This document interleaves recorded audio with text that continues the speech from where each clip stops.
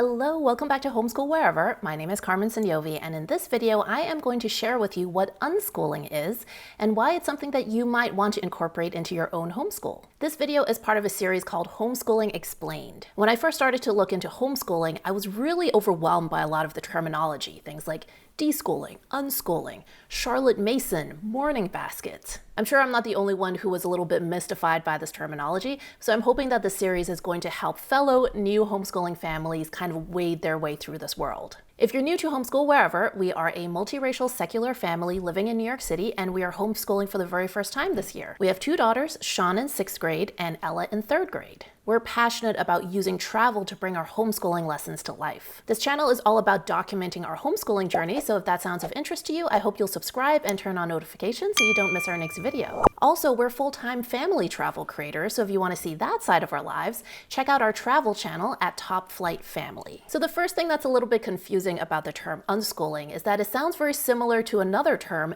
deschooling. Now, I actually have a whole video about deschooling, so if you want to check that out, I'll link it below. But essentially, deschooling refers to the process of transitioning from a traditional school to a homeschool. Deschooling is about the process of letting go of those traditional school assumptions and routines and procedures and creating something new with your homeschool. Unschooling, on the other hand, refers to a whole sort of educational philosophy or approach. Now, the term unschooling was either coined or at least popularized by John Holt in the 1970s, and Holt was an American educator and an author. And he had a lot of ideas about education that were kind of counter to what was the traditional practice at the time. Holt felt like schools squash kids' natural inclination to learn. He felt that schools treat children like empty vessels for education to just be like poured in by adults. And he also felt like schools operate on the basic assumption that kids will not learn unless they are forced to learn. Whereas Holt felt like the opposite was true, that kids were constantly learning. So at its core, unschooling is really about child-led learning. The idea is that education is not something to be done to a child,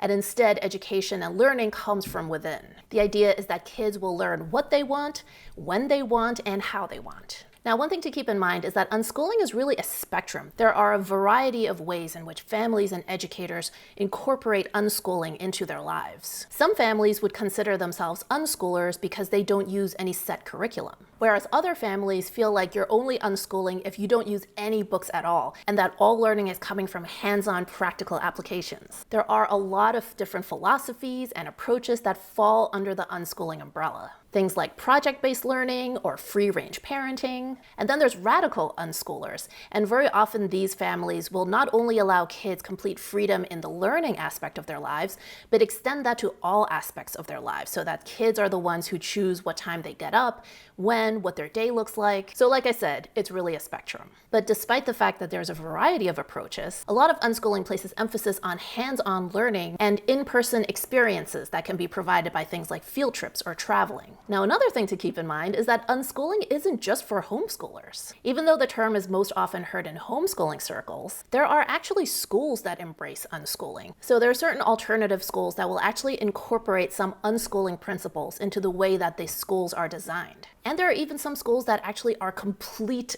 unschooling, total freedom, kids get to do whatever they want, like all the way on that side of the spectrum. Now, when it comes to homeschooling, what you'll often find, especially if you watch homeschooling channels and see how they evolve over time, is that many homeschooling families will start in a very structured way where they've got a set curriculum and specific learning goals and a whole list of things that they want to teach. And then very often as time goes on, many homeschooling families start to actually incorporate more of an unschooling approach into what they do. Now, they may not label themselves as all-out unschoolers, but they start to relax things and start to incorporate some of those principles into the way they structure their days. So what are some of the core philosophies of unschooling? One of them is that education is not something that is done to a kid. Some families would even resist phrasing like, "we unschool our children," because that still suggests that something is being imposed onto a child. Instead, they view the entire family as unschoolers and that unschooling is just something they all do together. Another core belief I would say is that kids should be trusted to learn on their own, and that kids don't only learn when they're forced to learn. So many unschoolers would actually disapprove of situations where parents try to sneak in some teaching or some learning. Like, for example, setting up a cooking activity and then having the kids use measuring cups to figure out fractions. Some unschoolers would feel like that's a way of distrusting the child. Ultimately, it's really about treating kids as equals to adults and affording them the same trust and respect that you would to a peer. So what does unschooling look like? A lot of it can actually just look like play, especially when you're talking about younger kids. And that's because there's so much emphasis on hands-on activities versus just reading and writing things all the time. And there can often be a lot of ebb and flow. If you talk to unschooling families, they'll often say that their kids will go through periods of like intense study and projects and doing things. And then those busy periods will be followed by periods where it seems like the kids are just relaxing and hanging out and not doing much of anything. And a lot of unschoolers feel that these sort of down times are just as important as the busy times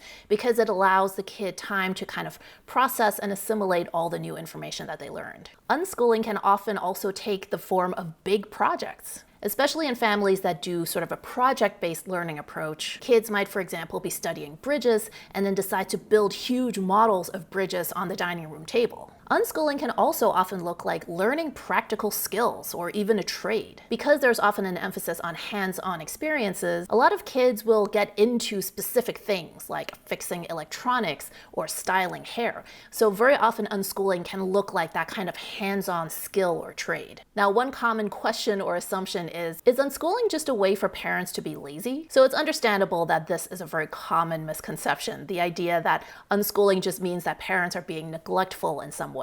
And if you actually talk to unschooling families, you'll find that that really isn't true. Because parents will usually play a very active part in making sure that they're creating a rich learning environment for their kids. They'll often be on the lookout for opportunities and events and learning opportunities for the whole family. And of course, they're always keeping the house stocked with materials to support the kids' learning, whether that's books and art supplies, or electronic parts or hairstyling tools. Unschooling supplies are going to look very different in every family, but the unifying thing you'll often find is that parents are really playing an active role in creating the support and the environment for their kids to thrive in their learning. Okay, if you want to find out what deschooling is, check out that video right there. If you haven't already, be sure to subscribe and turn on your notifications so you don't miss our next video. Be sure to follow us on TikTok and Instagram at Homeschool Wherever. Thanks for watching. I'll see you in the next video.